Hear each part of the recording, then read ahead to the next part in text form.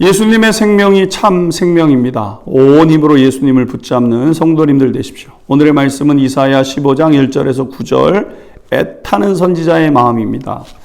오늘의 말씀은 모압에 대한 하나님의 경고입니다. 1절 보십시오. 하룻밤에 모압 일이 망하여 황폐할 것이며 하룻밤에 모압 기르가 망하여 황폐할 것이라. 하나님의 백성인 북이스라엘과 남유다가 심판을 겪게 될 때 그들도 다루심을 받게 된다는 거죠. 모압은 혈통적으로 보게 되면 아브라함의 조카였던 롯의 후손 족속이라고 할 수 있습니다. 그러므로 이방 족속과는 다르고 이스마엘 후손과도 좀 다른 면이 있는 것이죠.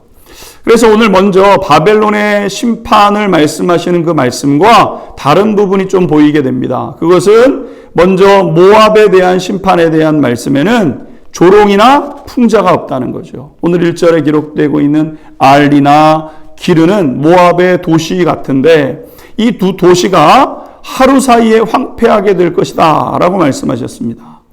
이 사건으로 인해 모압 백성들은 신전과 산당에 올라가 통곡하고 지붕과 광장으로 가서 큰 애곡을 하게 될 것이라고 하십니다. 2절도 보십시오.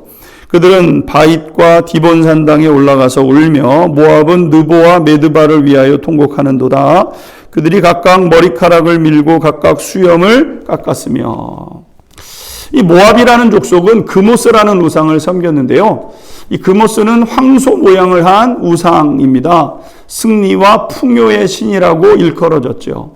그것을 위해서는 맏 아들까지도 제물로 바치라고 그렇게 가르쳤던 종교입니다. 이러한 우상 숭배는 북이스라엘에도 영향을 미치게 되었던 것이죠. 하나님은 그러한 모압을 하룻밤에 진멸하시겠다라고 하셨습니다. 여러분, 우상 숭배하는 사람들은 잘 사는 것처럼 보입니다. 돈돈거리면서 사니까요. 그러나 분명한 사실은 한순간에 멸망하게 된다는 거죠. 그나마 차라리 징계가 낫습니다. 징계는 살리려는 회초리이기 때문에 회개하고 돌이키면 복된 사람이 되고 그 복을 다 감당하는 사람이 되게 되는 거죠.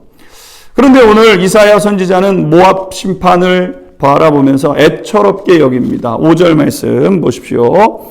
내 마음이 모압을 위하여 부르짖는도다. 그 피난민들은 소알과 에글랏 슬리시앗까지 이르고 울며 루힛 비탈길로 올라가며 호로나임 길에서 패망을 울부짖으니. 이사야 선지자는 모압의 멸망을 안타까워하고 아파하죠. 그래도 이웃나라이고 혈통이라면 혈통인데 죄의 길을 달려가다가 결국 망하게 되었으니 여러분 어찌 마음이 아프지 않겠습니까? 어쩌면 이것이 우리 성도들의 마음이고 또 말씀을 전하는 사람의 고통 아니겠습니까? 우리가 생각할 때는 우상 숭배자들 망하고 하나님 떠나 마음대로 살았으니까 통쾌하다 이렇게 생각할 것 같지만 하나님의 심판을 알면 그렇지 못하죠. 사도 바울도 이런 고통을 알기 때문에 자기 자신이 하나님 앞에서 끊어질지라도 내 민족은 구원받기를 원합니다 라고 얘기할 정도였습니다. 여러분, 그것이 말씀을 알고 전하는 자의 숙명 아니겠습니까? 모압 백성들은 고통을 당하게 되고 극심한 고통에 이르게 될 것입니다. 9절도 보십시오. 디몬 물에는 피가 가득함이로다. 그럴지라도 내가 디몬의 재앙을 더 내리되 모압에 도피한 자와 그 땅에 남은 자에게 사자를 보내리라. 모압 성읍은 모두 황폐해지고 무수한 사람들은 살육을 당하고 물이 가장 많은 곳에서조차도 풀 한 포기조차 자라지 못할 것이라고 하셨습니다.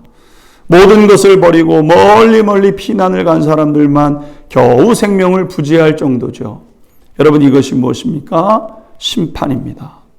심판은 전쟁보다 무서웠고 두려운 것 아니겠습니까? 하나님의 진노에서 숨을 수 있는 곳은 아무것도 없습니다. 하나님을 피할 수 있는 장소가 없습니다. 그럴 수 있는 사람도 없습니다. 하나님께서 그것을 아셨기에 긍휼히 여기셨고 피할 길을 주셨는데 바로 그분이 예수 그리스도십니다. 죄를 토하며 그리스도 안으로 피하여 복을 누리는 우리 모든 성도님들 되시기를 주님의 이름으로 축복합니다. 기도하겠습니다. 선지자의 타는 마음을 봅니다. 어찌 하나님의 심판을 감당하겠습니까? 하나님 앞에 거룩한 삶을 통하여 복에 이르러가는 우리 모두 되게 하옵소서. 예수 그리스도의 이름으로 기도하옵나이다. 아멘.